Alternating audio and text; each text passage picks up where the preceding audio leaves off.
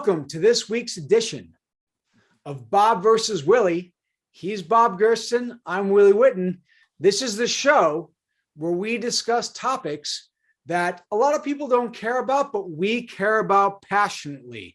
Bob, who is the band this week that we care about passionately, and what are their best 10 songs?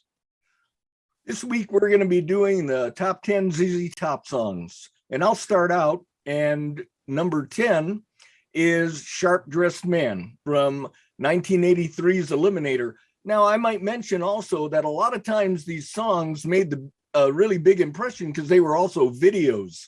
And this particular video had a Cinderella story with three hot chicks and driving up in Billy Gibbons' cherry red 1933 Ford Hot Rod. And he transforms the guy in it. Bob, I agree with everything you said. The only thing I disagree with is that you've got it too low on your list. This song needs to be higher up. My number 10, Heard It on the X. The version I think about is off Fandango. It's punchy. I like it. Number 9 is off a very old album, the Rio Grande Mud, one of their original albums. I at least consider it before they got big, and it's called Francine. I felt that it was an arbiter of things to come. Bob, what do you got for 9 and 8? For 9, I've got Sleeping Bag, and that was off a radio hit off of Afterburner, and it was actually inspired by a real sleeping bag. For number 8, I have Cheap Sunglasses, which is from the band's 6th album, De Guelo. And it was released in 1979, and it has a cut loose attitude on it that was propagated by the punk rock revolution that was going on. And when they did the song, they were doing it kind of in a punk style. And the thing is, it was just inspired by a rack of cheap sunglasses in a gas station. I love the sort of off the cuff aspect of that song, but it's not going to make my list. For number 8, I got Me Under Pressure. And I know that when we talk about later ZZ Top, maybe that's not something that a lot of people love, but I love the punchiness of that the same way I loved Heard It on the X. Number 7, if you didn't like Got Me Under Pressure, you're going to hate this more. And going back to what you said about Sharp Dressed Man, it's not just the song. Sometimes it's the video and the social context. It's Legs. Bob, is Legs even on your list? What do you have for 7 and 6? Well, I don't have Legs on my list. Okay. But I do have Pearl Necklace. Okay. And it's from their 7th album, El Loco, released in 1981. And it's a double entendre song that is dealing with a sexual act along with a real pearl necklace. Number 6 is Tush, which is off of Fandango, and it's another double entendre. And Tush is a Southern term for something that is really good. And at the same time, it's street slang for a butt. I'm going to talk about that in a second. For number 6, I have Blue Jean Blues. I like that because I feel that as much as ZZ Top and Billy Gibbons were able to adapt to the time and make different songs, depending upon the era, I felt that was a little bit of a throwback. To me, that's one of their best true pure blues songs.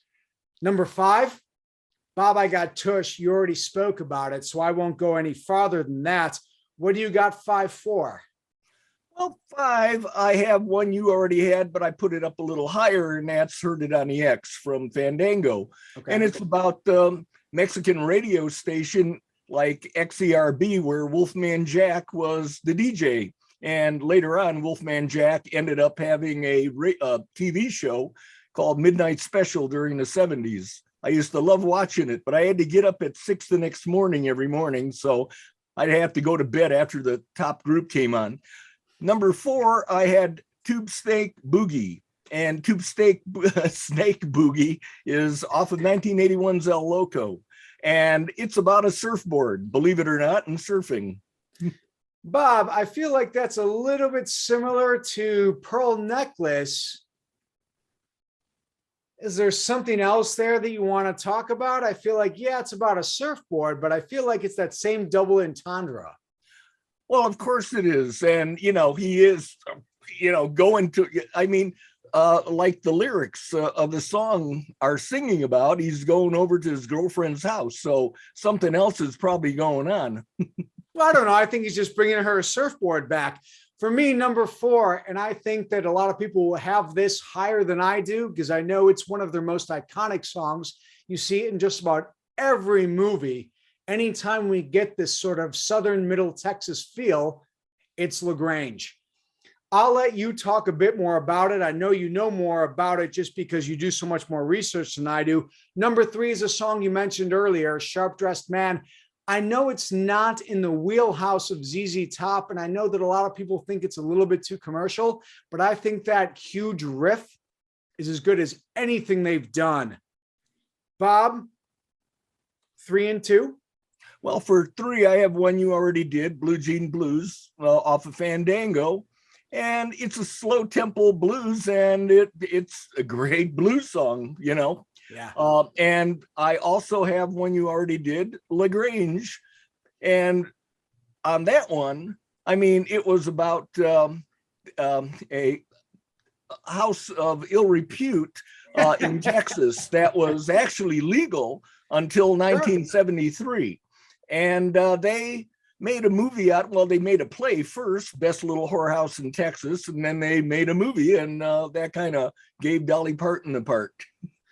Okay, so for my number 2, I have off their what I consider I think it's their 3rd album, or it's at least the one I know is the 3rd album, the Tres Hombres. I have Waiting for the Bus / Jesus Just Left Chicago. Once again, I'm a sucker for riffs, Bob, and I love that riff. And then I also love the weird but gentle transition into a very different song. I got to imagine that's somewhere in your number 1, because if it ain't that, then it's got to be Just Got Paid. That's off Rio Grande Mud. So I know you only got a little bit left. Which one is it, Bob? Please tell me one of your number 1s is one of the ones I said. Well, you are correct. Waiting for the Bus, Jesus Just Left Chicago, which is 2 different songs that just kind of blend into each other.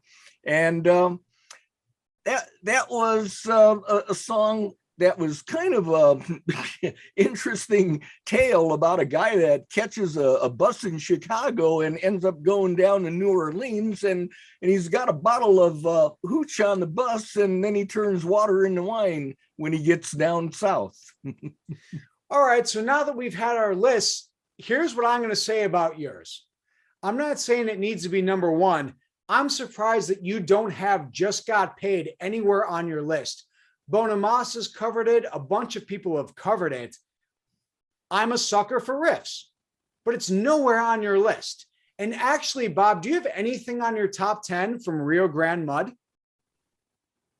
I don't think so. Why? Well, the reason why is because when I was going through the songs and I had a list, my list had probably about 20 songs on it, and gradually through the process of elimination, things had to go. And it's always hard to, editing. Editing is one of the most difficult things in photography. And it's also difficult in your writing because a lot of times, there are things that you love, but you got to flip a coin to decide which one's going to make it. And that was the case. All right, so I'm going to double down on that. And I hear a couple songs that you mentioned. You mentioned De Guelo, you mentioned Loco. On my list, I have nothing off either of those 2 albums. I got closer to their earlier stuff. I feel like, Bob, this is a recurring theme. I tend to go back to some of their earlier stuff. You tend to get into middle of career band things, which I think is ironic because I picked the stuff that you were actually around for, and you picked the stuff that I might have been around for. Why does this keep happening?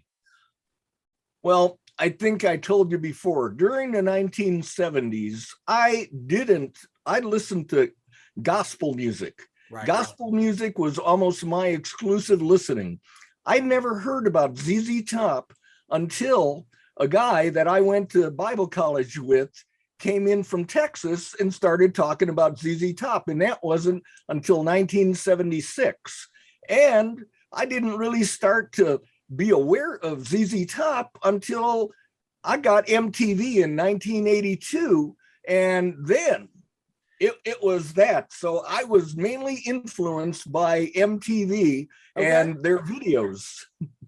Okay, fair enough. So we've done these discussions before, and this will be the last question before we got to split for this episode. Billy Gibbons, do you put him in the top 20 guitar players and artists of all time, or is he just on the cusp? Well, I mean, I think I would put him, when we're talking about blues rock guitar players, I would put him in the top 20. Okay. Bob, I don't know if I agree with you, but that's a topic for another time because this is the end of this episode.